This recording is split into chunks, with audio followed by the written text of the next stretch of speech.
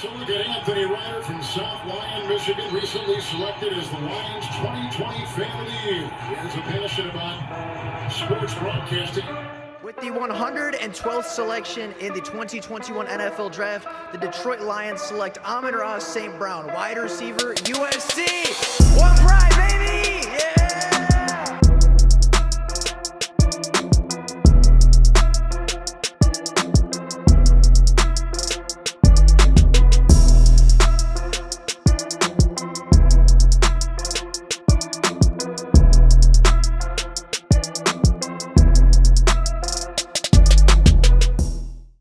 What is going on, everybody? Welcome back to another Detroit Lions video. Now, the Detroit Lions are a couple days into rookie minicamp. At this point, they've completed 2 days, and we've gotten to see the rookies from the 2023 draft officially on the field for the first time. And we have a few takeaways. We have a few players that are dominating early, a few players that are taking a little bit of a learning curve, and a few players that have yet to see the field for both days. Today, we're going to talk about all of the rookies, all of the players that have made an impact in rookie camp so far, kind of take a look at the takeaways and what we've seen out of the Detroit Lions 2023 rookie class so far. So with that being said, let's take a look at the Detroit Lions 2023 rookies. Now, we're going to start off with the Jamir Gibbs injury, the injury that broke news yesterday as Jamir Gibbs officially sat out the second day of rookie training camp. However, a lot of people ended up blowing this a little bit out of proportion, and a lot of people started looking at this and saying, oh, we've already got an injury-riddled running back. He's already hurt after one practice against rookies. He's going to be a horrible player. This is a wasted pick. This is why you don't draft running back, yada, yada, yada. And, obviously the injury concerns are concerning. However, this is not an injury to be concerned about. Jamir Gibbs himself came out after practice and said, hey, this is a precaution thing, right? Came out and said, hey, I could have absolutely practiced today. If it was a game day, I could have gone. If it was, a bigger practice, I would have absolutely gone and played and practiced with my teammates. But the coaches kept me out for precaution reasons, right? He rolled his ankle, I think either yesterday or very early today, and just wasn't feeling right? The injury just kind of bugged him a little bit. He said he was okay. He said he was able to go with the coaches after spending a first-round top 15 pick on the kid and, obviously not wanting something worse to come about, took him off the field, said, hey, we're going to treat it as a classroom day. We're going to treat it as a learning opportunity.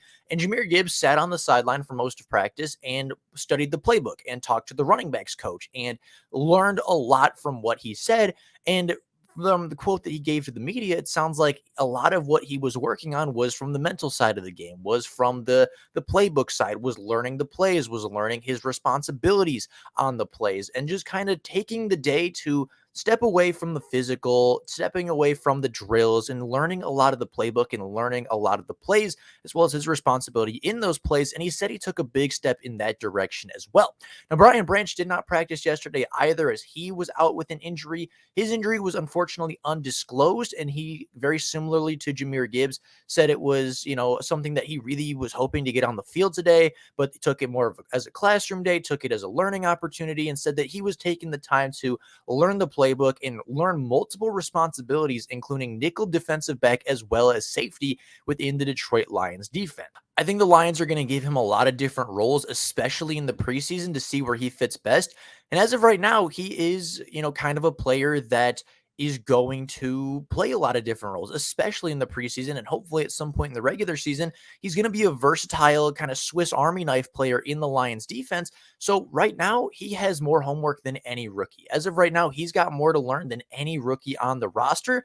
And again, he took kind of the injury as a positive, took it and learned from the playbook a lot, and learned a lot of responsibilities from what he was telling the media. Now, Jack Campbell made a lot of good plays and also showed that he has a lot to learn, right? Jack Campbell is a player that I believe still has a little bit to learn at linebacker, isn't the most experienced linebacker from this class. And it kind of showed in practice. There was a lot of things that Kelvin Shepard was able to teach Jack Campbell, a lot of things that they were talking about during practice, going from a drill to drill, a rep to rep basis. And, it was very clear that Jack Campbell has a little bit of ways to grow, has a little bit of room to improve. However, he also took those recommendations. He also took the coaching to heart very, very quickly. And even by the time the next rep came around, Jack Campbell was making the right play, right? There was a clip that came out of Jack Campbell in a coverage rep, and apparently he wasn't necessarily in the right spot by the end of the drill because his feet and his hips weren't facing the right way. And Kelvin Shepherd gave him that feedback, kind of told him what to fix. And by the very next rep, he fixed it and he got to the right spot on time. He picked off the football and made a really nice play on the ball. And it showed that, yeah, Jack Campbell might have a few things to learn, but he's willing to learn, and he's a player that is going to improve rep by rep. And by the time the actual NFL season comes around, even by the time the training camp and preseason comes around, he's going to be a formidable linebacker on the Detroit Lions defense. Now, Sam Laporta was the day-breaking news, right? Sam Laporta is going to be a phenomenal weapon in the Detroit Lions offense, and he's already dominating at rookie camp. I mean, in one-on-one reps, he was winning every single one. They said that his crossing routes were nearly unguardable. His route running in general was just very smooth, very sudden. When he breaks on routes, he is very quick out of his break. He has very strong, natural, and soft hands. He is fast after the catch. I mean, he pretty much showed every single thing you could want out of a Detroit Lions rookie tight end, and he looked phenomenal at everything. I think Sam Laporta is going to be kind of a gem of this class, right? Everybody talks about Gibbs as the offensive weapon. Everybody talks about Campbell as the defensive guy. Everybody talks about Branch as the steal of the draft. Everybody talks about Hendon Hooker as the QB of the future. And a lot of people are overlooking Sam Laporta at this point, who at this point is the best offensive player at rookie minicamp up to this point. Again, just looks very smooth in routes, very natural when receiving the football, and looks very, very fast right after the catch. I think he's going to be a really good player for the Detroit Lions and will impress a ton of people very, very early. Now, Hendon Hooker did not practice as he is still recovering from his ACL injury that he suffered at the University of Tennessee last season.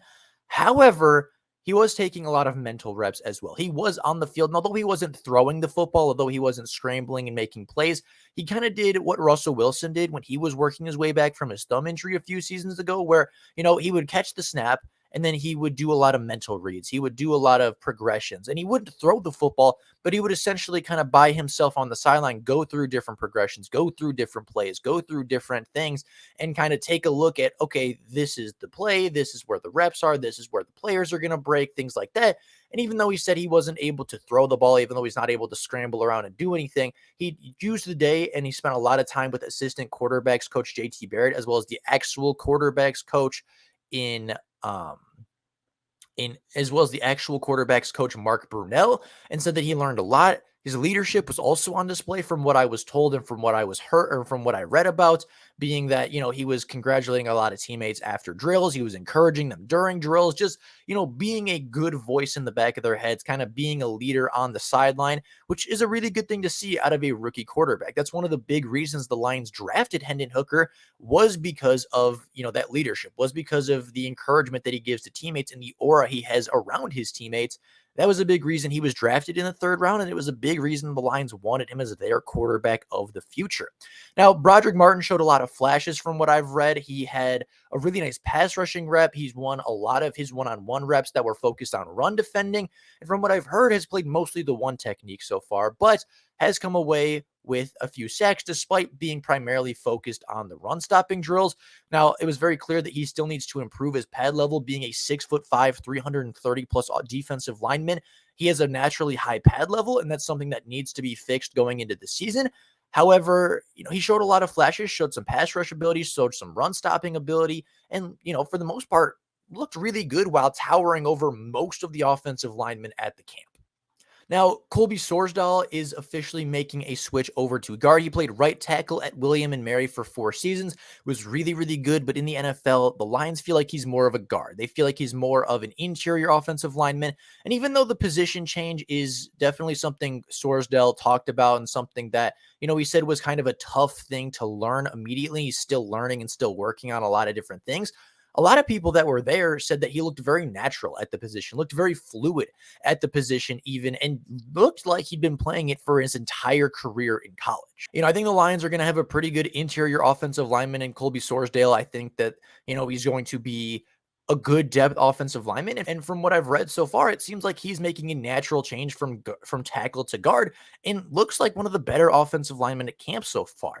Now, 7th round pick Antoine Green has also been really impressive, mostly a deep threat at North Carolina, but has kind of shown a lot of ability with his intermediate and short route running, played in both the boundary and the slot at training camp so far, and has looked pretty good. Looks to have really good quickness, looks to have good acceleration, is able to high point the football, and just overall for a 7th-round receiver has pretty much done everything he's needed to do in order to be an impressive playmaker and in order to kind of solidify his spot as a potential wide receiver on this Detroit Lions team. Now, taking a look and switching over to the UDFAs, only 2 undrafted free agents really stood out yesterday and over the last couple of days, those being Muhammad Ibrahim and Starling Thomas IV. Now, with the injury to Jamir Gibbs, Muhammad Ibrahim was the only running back available on day 2, and therefore took every single possible rep that a running back could take without taking any breaks between reps, without taking any breaks between drills. He did every rep of every drill for the entirety of day 2 of practice because he was the only running back that was able to do so. And apparently he looks pretty good. Ran a lot of routes and showed an ability to have a not only a diverse route tree, but also have some strong hands and some good burst in the open field. We know Muhammad Ibrahim is kind of a quick player, a strong player, a good contact balance player, and didn't really get the opportunity to receive a lot of footballs at Minnesota, but showed the ability at training camp. And they did say he looked a little bit tired by the end of practice. But for a guy taking 100% of the workload in practice without taking any breaks between reps, I would imagine that it's okay for him to look a little bit tired by the end of practice. Said he didn't miss a drill, didn't miss a rep, but was kind of gassed at the end, which I think is fairly understandable. And then I think Starling Thomas was another player that looked really, really good, playing a majority of special teams drills early in camp, but being the most dominant player on those special teams drills, having a 4.2 low 4.3 40-yard dash, being incredibly fast, very quick, very willing to tackle, and very willing to be scrappy with the football. Starling Thomas is going to be an immediate special teams ace for the Detroit Lions, and I think can turn into somebody very much like Jerry Jacobs, who is a good football player, is kind of a scrappy cornerback, and although isn't a big name, although isn't, some elite cornerback or doesn't have elite traits, he's somebody that is going to make the roster. I think is a very good chance of making the 53, and not only doing that, but being a special teams ace, and eventually, maybe if injuries arise, could potentially be a starting cornerback down the road. With all that being said, that is all I have for you guys today. That is the training camp and rookie mini camp update. A lot of the rookies are looking very good. A lot of them are showing a lot of promise. And there really aren't any rookies as of right now that have been disappointing or falling under the radar. So with that being said, that's all I got for you guys today. If you enjoyed the content, make sure you get down below and subscribe. We are just 5 subscribers away from 2,600 total. So we can hit that goal. That would be phenomenal. And if you enjoyed the content, make sure you hit the subscribe. Make sure you hit the bell icon so you never miss a Detroit Lions upload. But that is all I have for you guys today. Thank you all so much for watching. And until next time, and as always, go Lions.